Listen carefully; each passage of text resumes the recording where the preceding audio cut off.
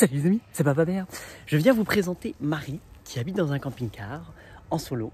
Donc on va voir son setup, donc comment c'est organisé un petit peu son camping-car, parce que vous allez voir c'est atypique, c'est super cool. Et puis on va lui poser des questions sur sa vie, comment elle fait, qu'est-ce qu'elle raconte de tout ça. Voilà, c'est parti, on y va. Passion always needs a maker, and babe, you've been mine. Dress it up with lace and layers, and then you'll be fine. Seen the way the world can shake you, but don't let it break you. I need your skin and bones like shelter to keep me alive.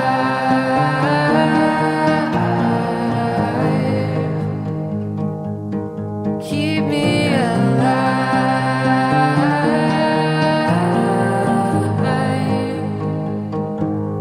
Take me back to the big sky. Take me back to the reasons why I'm lost without you. With you I'm fireproof. Take me back to your brighter side. Le camping-car de l'extérieur. Alors il est vachement plus petit que celui des amis. Nous on est là, une copine Louisa, et elle est là, Marie. Il est beaucoup plus petit. Marie, Marie!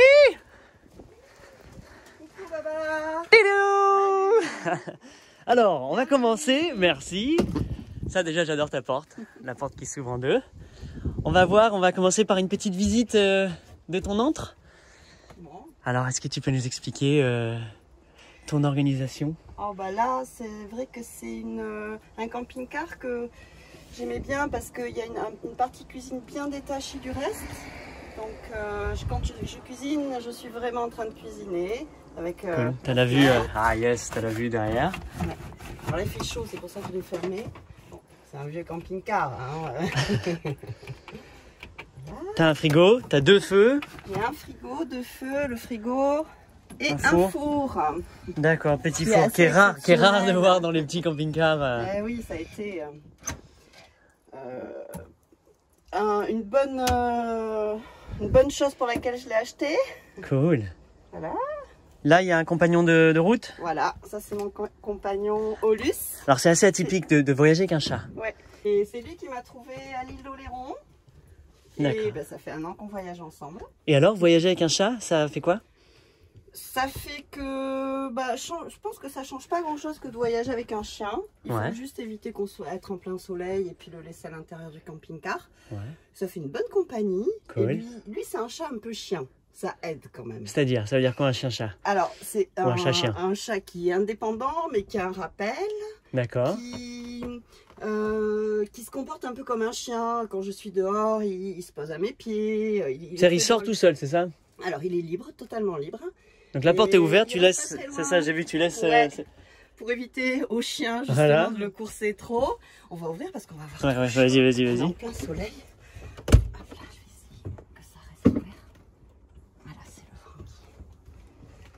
Et donc voilà, non, c'est vraiment sympa. Bon, lui, il a appris à faire ses besoins dehors. Il est très, très adapté à la vie en camping-car. Cool, super. Et puis ça fait une bonne compagnie. Hein. D'accord. Donc toi, c'est un intégral, c'est ça? Oui. Parce que là, tu n'as pas de capucine. Et donc, tu as un lit qui se déplie. Voilà, j'ai un lit qui se déplie sur la cabine. Ça s'appelle un lit pavillon. Tu peux le remonter comme ça, on verrait, on va voir ce que ça... Alors, j'ai les... Comment on appelle ça? Il faut que je change la pièce qui aide. Ah, normalement ça remonte, d'accord, normalement. Ah, mais là c'est bien, ça travaille tous tes muscles. D'accord. C'est cool, c'est ton yoga en même temps, c'est tout. Donc ça, là c'est position route, là tu vas conduire.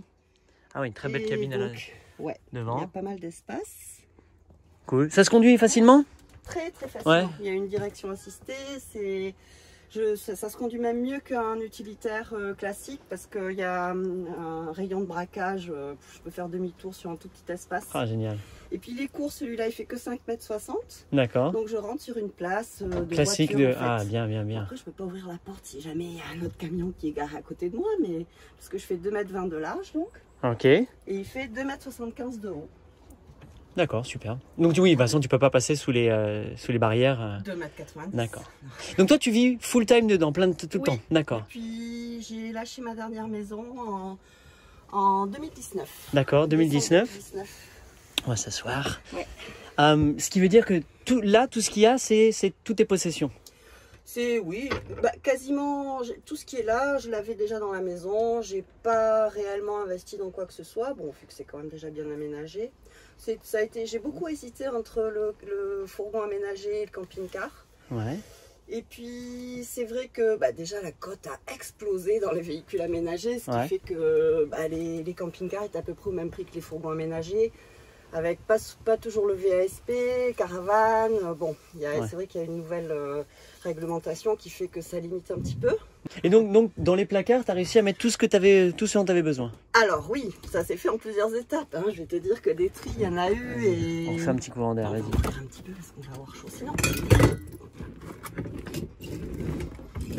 Voilà. Cool. Donc là, on est vraiment dans un véhicule des années 80. Tout est quasi d'origine. Et tout est très fonctionnel. Ok. Et avec des plastiques résistants, comme on n'en fait plus aujourd'hui, quoi. Ok. Donc t'as les toilettes sèches ici. Oui, avec la douche. D'accord, avec ta douche, placard de rangement. Oui. T'es super fonctionnel, super optimal. Ouais. Là, c'est vrai que les placards sont un peu pleins parce que donc comme il est court, il n'y a pas énormément d'espace de stockage. D'accord. Ce qui fait que c'est très bien, ça m'évite d'acheter des trucs. T'es légère, d'accord. Exactement. Et bon, après, ce qui me manquerait quand même, parce que la perfection n'existe pas, n'est-ce pas? Ça serait une soute pour mettre tout ce qui est outils, pièces, parce que c'est quand même un vieux véhicule. Quand on trouve des pièces, on est content. Donc, si on peut les stocker, c'est bien. Et voilà, mais bon, après, je m'arrange, j'en ai un petit peu partout du coup. Là, j'ai les outils, là, j'en ai une partie aussi. Ah oui, sous la banquette, les trucs comme ça. Voilà. D'accord, cool. J'essaie de m'arranger, mais bon, il faut quand même un minimum d'outillage pour ce type de véhicule et puis pour cette vie, quoi. D'accord. Donc, tu vis toute seule avec ton chat. Avec mon chat, oui. Voilà. Et tu restes dedans, et tu fais quoi? Tu traverses, tu te balades partout? Alors, au départ, le projet, c'était de partir visiter le terrain que mon frère avait acheté au Portugal. D'accord. Donc ça, c'était mon premier projet. C'était en décembre 2019. Donc j'ai visité le Portugal, toute l'Algarve et tout. J'ai adoré les Portugais, le sud du Portugal. Après, je suis partie en Andalousie. J'avais l'intention de remonter par la côte méditerranéenne. Sauf que bon, le premier confinement est venu bouleverser un petit peu mes plans. Donc je suis remontée en France. Et ensuite, j'ai fait toute la côte ouest de la France. Je me suis dit, bon, vu que... non, pour le confinement, je suis allée me confiner chez mon fils. Cool, merci fiston. C'était super, d'ailleurs c'était trop drôle parce que c'était un retournement de situation inattendu. Donc il est parti du nid et puis c'est moi qui... C'est un grand lui, non? C'est 24 ans. 24, donc c'est un jeune adulte, ok. Voilà. Donc c'était très drôle, bon, il m'a accueilli avec plaisir et puis on s'est retrouvés d'une autre manière d'ailleurs, c'était très intéressant. Super. Ouais. Et puis donc on a fait le confinement et puis ensuite j'ai visité l'île d'Oléron que j'ai beaucoup aimé. D'accord. Où le chat m'a trouvé. Donc j'y suis restée, je vais y rester 3 jours et puis j'y suis restée 3 semaines. Et puis moi, si tu veux, comme je travaillais dans le social, je me suis retrouvée à abandonner mon poste, à pas savoir trop comment me reconvertir. Le voyage pour moi, c'était synonyme de recherche et de plus dans rechercher comment je pourrais me reconvertir ou trouver ma ressource pour pouvoir être indépendante vraiment et pouvoir vivre sur la route. Super. Donc là, c'est ce que tu fais. Tu vis... C'est ce que je fais actuellement. Chercher l'inspiration. D'accord. Et puis rencontrer des gens. Parce que c'est vrai que dans mon dernier logement, par exemple, j'étais très isolée et ça m'allait pas.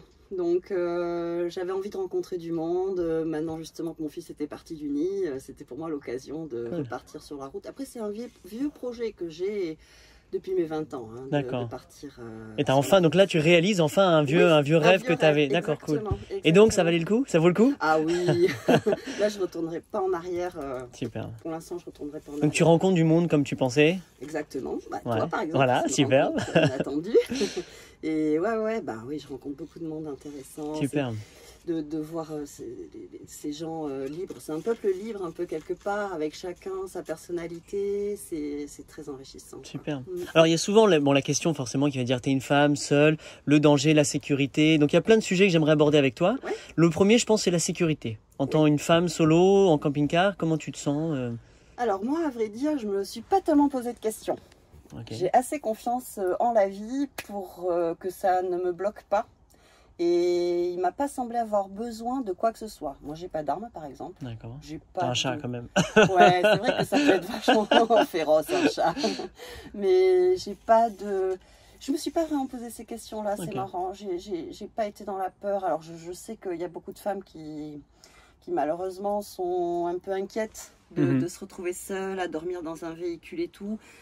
Bon, c'est vrai que moi, j'ai été éduquée à m'adapter dans beaucoup de situations. Je pense que ça m'a aidée. D'accord. C'est-à-dire que mes parents n'étaient pas ultra sécuritaires, quoi. On a voyagé, je suis passée en Afrique, à La Réunion, on a beaucoup... Tu as goûté déjà avant. Mais tu as quand même flippé des fois, enfin, pendant le voyage. Tu as eu des moments où tu te sentais pas du tout à l'aise ou... Alors, une fois au Portugal, ça m'est arrivé d'arriver sur un spot où j'avais roulé sur une piste pendant très longtemps et c'était c'était des marais et j'avais roulé très longtemps sur une piste accidentée d'ailleurs et je suis arrivée sur un espace, alors il était tard déjà, donc il faisait presque nuit et c'était lugubre. C'était lugubre, donc j'ai fait demi-tour et je suis allée plus loin et d'ailleurs je sais même plus où je suis allée mais je me suis posée là où je me suis sentie bien et c'est vrai que c'est une vie qui développe énormément l'intuition et je pense que ce qui aide le plus justement pour vaincre ses peurs, c'est de se faire confiance, de faire confiance en son intuition, d'arriver suffisamment tôt sur les spots pour ressentir les énergies. Ah, cool. Et ça aide énormément. Donc, si je ne le sens pas, eh ben, je tourne la clé, puis je vais plus loin. D'accord. Tu t'écoutes, quoi, vraiment totalement. Mais ça m'arrive super rarement, en fait. Très, très rarement. Alors moi, j'aime bien les spots nature, donc je me retrouve très souvent seule. Alors il y a une fois en Espagne à Séville où je me suis retrouvée, je me suis garée en périphérie justement pour pas rentrer en pleine ville et tout, pour prendre le métro et aller visiter Séville, une ville magnifique d'ailleurs. Et je suis pas très ville d'habitude, mais et donc je pose mon trafic et bon c'était assez calme sur un parking. Et je m'attendais pas du tout à ce qu'il y ait un bar à proximité et vers minuit, 1h, parce que les Espagnols ils vivent tard, tu sais. Oh, c'était le bazar autour du véhicule, quoi. Et ça s'appuyait sur le véhicule, ça cassait du verre, ambiance, quoi. Bon, moi je peux faire la fête aussi, mais là j'étais pas préparée. Tu faisais pas partie de la fête, là, c'était le contraire. Voilà. Ouais. Et puis j'osais pas trop sortir, comme j'étais plutôt dans l'ambiance, j'étais déjà couchée moi en fait. Et bah là j'ai tourné la clé, je suis allée un peu plus loin et j'ai un peu galéré à trouver. Et donc du coup la ville, moi c'est pas ce que je préfère. Je trouve qu'on est moins maître. Alors, ça dépend vraiment de chacun, ça. Je me sens bien en nature et aussi j'ai choisi ce mode de vie-là pour ça aussi, pour avoir un jardin différent tous les jours et être en ressourcement total avec la nature. Et j'aime beaucoup les parkings de chapelles, par exemple. Je me sens très bien dans ces lieux-là. Et puis oui, pouvoir changer vraiment d'environnement, la forêt un jour, la plage le lendemain, pour moi c'est la belle vie, quoi. Cool, magnifique. Et tu trouves comment tous ces spots? Alors, je peux utiliser Park4Night, mais j'utilise aussi tout ce qui peut... Mon intuition beaucoup en fait. Et parce que je me dis, tiens, je vais essayer cette rue-là qui paye pas de mine et puis des fois... D'accord, tu fouilles quoi en fait, tu cherches, Voilà. D'accord, cool. Je prends, comment dire, un peu l'ambiance générale et puis je vais prendre une route, une rue et puis des fois c'est bien, des fois c'est moins bien, mais c'est vrai que je m'y prends assez tôt quand même parce que je veux pouvoir justement m'imprégner des énergies et pour moi ça c'est quand même assez important quand on voyage seul en tant que femme et aussi éviter de trop rentrer sortir du véhicule. Trop rester trop longtemps aussi. Au même endroit, d'accord. Voilà, pour pas être repéré, des petites choses comme ça. Bon, moi, c'est vrai que dans l'idéal, c'est 3 nuits maximum. Donc, tous les 3 jours, tu te déplaces, Alors, ça peut être 1 jour ou 3 jours. D'accord, ça dépend. Ou plus, si vraiment je suis en sécurité ou que je suis avec des gens. Ou... Voilà, ça nous est arrivé rester sur un spot une semaine quand c'est possible et qu'on ne dérange personne, bien sûr, en groupe et puis festoyer, c'est faire de la musique, feu de camp, tout ça, toute cette belle vie-là, quoi. Cool. Alors justement, deuxième gros point, cette vie-là, elle a l'air magnifique, elle a l'air bohème, c'est poétique, c'est tout ça, mais il y a une réalité économique, il y a la vraie vie, comment tu fais, tu bosses, tu fais quoi, t'es riche, t'as hérité, t'en es où toi? Oui, alors pour l'instant, j'ai des économies qui m'ont permis d'acheter le véhicule déjà. D'accord. D'ailleurs, combien, pardon, le véhicule? 12 000. 12 000, avec des travaux dessus, t'as fait quand même? Ouais, j'ai fait quelques travaux mécaniques. Comme la boîte de vitesse, tu me disais? Voilà, c'est ça. J'ai pas fait une super occasion d'un point de vue mécanique. Bon, par contre, la cellule, tout fonctionne super. Super. Mais bon, la mécanique, c'est une vieille mécanique. Heureusement, ce qui permet de la réparer quand même assez simplement. Cool. Mais le problème, c'est que les pièces commencent à se faire rares parce que ces vieux véhicules-là sont envoyés en Afrique où le gouvernement français a donné l'information aux casses de ne plus stocker ce genre de véhicules. Donc les pièces commencent à se faire rares, les pièces d'occasion. Et elles ne sont plus évidemment fabriquées par les constructeurs. Voilà. Donc, des fois, ça peut être un peu... Ok, donc... mais le parcours du combattant. T'es content de ce véhicule, tu recommanderais... Il faut toujours y croire. Et puis c'est vrai que c'est un mode de vie aussi... qui demande à relativiser, à être toujours dans le positif, à se dire que bon, voilà, il n'y a pas de problème avec des solutions. Super. Et j'adore ça. C'est une attitude mentale, d'accord. Cool, on répare, on fait avec ce qu'on a, système D, tout ça. Et... Super. Ouais, carrément. Bon. Donc tu vis sur tes économies? Là, pour l'instant, je vis sur mes économies et j'ai un petit peu d'ASS aussi. D'accord. Parce que du coup, comme j'ai abandonné mon dernier poste...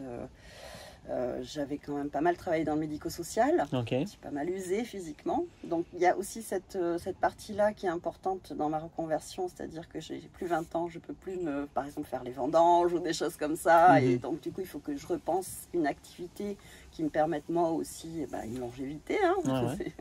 T'as des idées déjà ou pas? Oui, j'ai des idées. Déjà, je suis couturière. Au départ, j'avais fait les marchés avant de travailler dans le médico-social. Mon tout premier projet, c'était de faire un food truck et de faire des jus. Voilà, avec de la récup des marchés. Et puis malheureusement, mon médecin traitant, qui est vraiment super, m'a déconseillé absolument cette activité par rapport à mon état physique. D'accord. Donc c'était un petit peu dur. Et moi, j'avais beaucoup aimé l'ambiance des marchés parce que j'aime les gens et c'est très vivant comme milieu. Donc, j'avais le projet de faire un stand de vente des bijoux. Mais quand j'ai voulu faire ça cet été, la chambre des métiers, il y avait 1 mois d'attente. Bref, j'aurais perdu trop de temps par rapport à la saison. Et entre-temps, mon projet a évolué. Comme j'ai des compétences de couturière. J'ai dans l'idée de fabriquer des pochettes et des tote bags. Et de les décorer avec des badges. J'ai investi dans une badgeuse. Et donc voilà, et aussi de transmettre des messages avec ces badges, des messages qui me tiennent à cœur. Super. Voilà. Et donc une vie comme ça coûte cher? Enfin, tu as chiffré un petit peu par mois ce que ça te coûte? Alors ça, non, j'ai pas chiffré parce que je suis pas trop dans le calcul. Tu vis quoi, tu te laisses, d'accord. Mais bon, moi c'est sûr que c'est une vie qui demande... à réduire ses besoins. De toute façon, vu l'espace qu'on a de stockage, déjà, on réduit beaucoup nos besoins. Et puis, il n'y a pas tant de dépenses que ça, si ce n'est l'entretien du véhicule, qui coûte quand même de l'argent et qui peut coûter très cher en cas de panne et tout. Donc, moi, ce que je conseille maintenant aux gens qui veulent se lancer dans cette vie-là, c'est de prévoir un budget de réparation. D'accord. Parce que même, il y a toujours une bricole à faire, une infiltration, un truc, machin. Enfin, il faut pouvoir... C'est pas si peu cher qu'on pourrait le penser. Après, ce qui est super quand même sur la route, c'est qu'il y a un groupe d'entraide. Enfin, l'entraide fonctionne super bien. Et ça, c'est vraiment génial parce que du coup, on peut faire les réparations à moindre coût que dans un garage traditionnel. Puis de toute façon, les garages traditionnels, ils veulent de moins en moins réparer nos vieux coucous. Ils aimeraient bien les envoyer je sais pas où, mais ça les intéresse pas. Il n'y a pas assez d'électronique. Alors que nous, on tient à ce qu'il n'y ait pas d'électronique. Et donc, des fois, on n'est pas trop d'accord. Mais on trouve des passionnés. D'accord. Des passionnés d'entraide, bien sûr, c'est toujours, il faut que ce soit un échange et que tout le monde soit gagnant-gagnant. Hein, on s'agrade les uns les autres. Donc, il n'y a pas de... Il n'y a pas vraiment de gros soucis financiers. Bon, maintenant, c'est sûr que c'est en train de changer parce que c'est une vie qui... Bah, c'est très bien, moi je pense qu'il en faut pour tout le monde. Hein. Tout le monde a le droit de vivre comme ça. Le truc, c'est que maintenant, on va être très nombreux. Donc, peut-être qu'éventuellement, payer un camping une petite semaine ou... Bon, voilà, il faut peut-être envisager ça pour la suite. D'accord. Mais pour l'instant, toi, tu payes jamais pour dormir? Pour l'instant, non. T'as pas eu besoin, quoi. Là, cet été, j'ai pas eu payé une place, une seule place. C'est cool. Mais des fois, ça peut être quand même sympa de prendre une petite 2-3 jours en camping pour faire les lessives, pour se brancher. Cet hiver, par exemple, il va falloir que j'hiverne quelque part. Je pourrais pas rester sur la voie publique comme ça. Donc toi, tu vas hiverner dedans, tu vas passer ton hiver dans ton camping-car. C'est ce qui est prévu. Et donc tu vas au chaud. Je vais essayer de descendre au sud. Voilà, d'accord, plus au sud possible. Si, il veut bien m'amener loin et longtemps. D'accord. Mais je vais tout faire pour, en tout cas. Cool. Ouais. Et donc, pour conclure tout ça, c'est quoi le mieux, le meilleur de cette vie-là? Qu'est-ce que ça t'a apporté, toi, personnellement, humainement, émotionnellement? Qu'est-ce que t'en retires de tout ça? Bah, la liberté, quoi. Ouais. La liberté de pouvoir aller et venir, de rester dans un endroit où on se sent bien et puis de partir quand il est temps de partir, de pouvoir choisir au jour le jour la direction à emprunter. Mais ça peut être ultra stressant pour certaines personnes. Exactement, parce que c'est de l'incertitude totale. Et toi, tu parles de liberté et d'autres, c'est... Exactement. Voilà, mais qu'est-ce qui fait que toi, tu trouves ça, que toi, tu kiffes, que c'est la liberté pour toi, alors que ça pourrait être une angoisse pour d'autres personnes? Bah, ça, déjà. Parce qu'il faut, c'est sûr, chercher un spot tous les jours. Ouais. Il faut chercher un endroit où tu puisses te poser et te reposer. Et mettre de l'eau, et en sécurité. Et mettre de l'eau, exactement. Vider ses poubelles. Bon, il y a aussi pas mal de contraintes aussi qui sont liées à la vie en camping-car. Hein. Ça, c'est vrai qu'on n'en parle pas souvent. Mais bon... mais moi j'aime, parce que j'aime le renouveau, j'aime la découverte, c'est la vie que j'aime, quoi. Mais c'est vrai que ça colle pas à tout le monde et que ça demande plus d'énergie que de rentrer chez soi, de tourner la clé, la poignée, et puis on est chez soi, on se pose dans le canapé, devant la télé, voilà. Bon, alors moi j'ai pas de télé, hein. J'ai pas de télé, et puis... Toi c'est ça, ta télé, tu regardes dehors, ouais, voilà. tu regardes... Bon là il y a le camping-car de Lolo, mais... Là aujourd'hui on est sur un parking, mais bon, voilà. C'est aussi, cette vie-là, il faut aussi, c'est vrai, le dire, c'est que un jour on peut être sur un super spot avec une vue magnifique à couper le souffle, et puis le lendemain on se retrouve au fin fond d'un parking de supermarché. C'est la diversité, c'est vrai que c'est cool.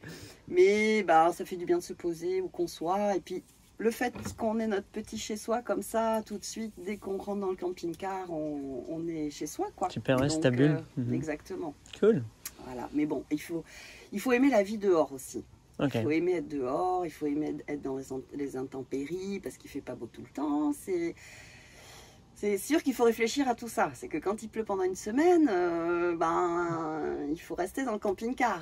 Donc du coup, il faut trouver des choses pour s'occuper. C'est là où tu fais ta couture, tes badges. Exactement, voilà. D'accord. Ouais. Bon, mais cool. Tu brosses ton chat. Ouais. Bon, pas trop, non. Il se brosse tout seul. Il n'aime pas trop qu'on le... C'est cool.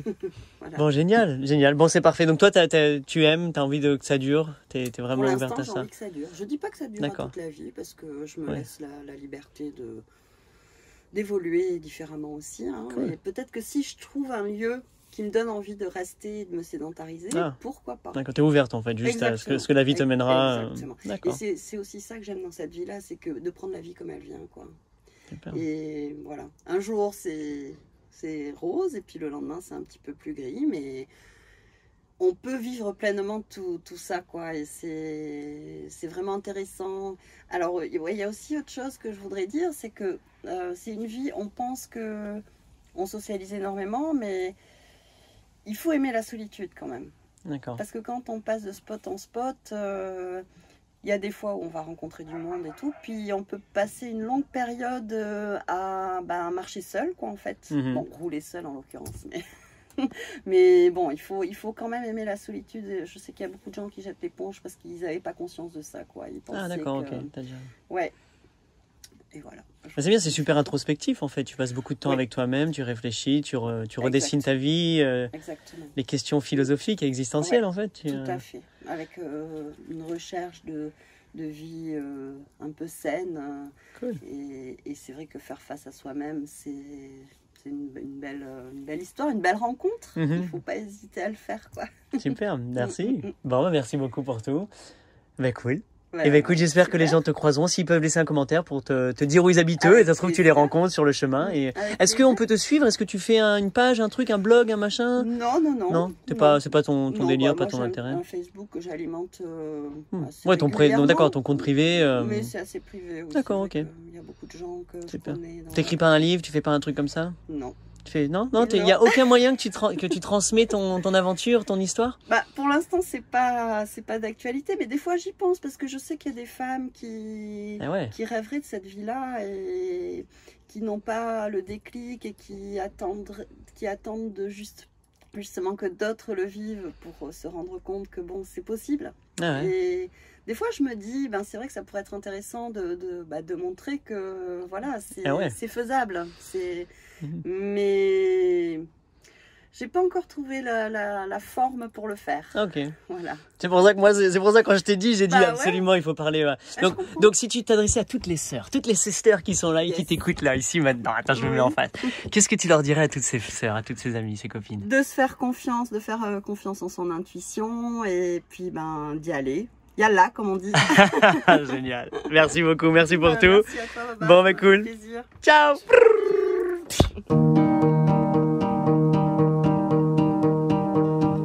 Passion always needs a maker.